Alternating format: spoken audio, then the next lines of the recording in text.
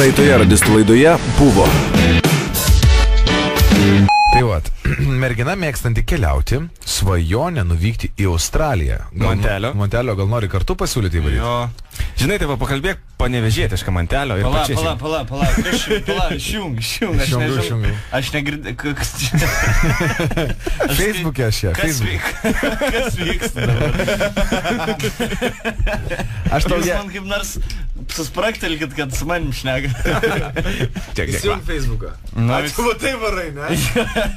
Nu, įsijungiu Facebook'ą. Ai, tai čia jūs man rašot, aš galvoju. Aš galvoju, kas suspamino man reiškia. Mes čia iš durkės tau rašom.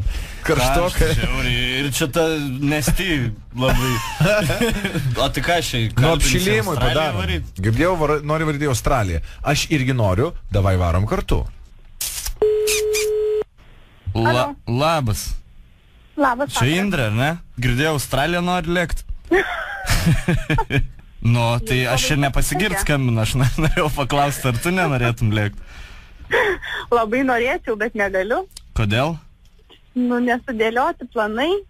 Dar 2 mėnesiai liko iki kovo 17, tai kažką prasistumdys. Tokiai kelioniai susiruošti, man atrodo, reikia ilgesnio laiko. Ne, nes jeigu nevarys, aš tau siūsiu, žinok, nuotraukas kiekvieną dieną iš Australijos, kad tu griauštumai. O aš pavydėsiu. Jo, tai geriau varom kartu tada.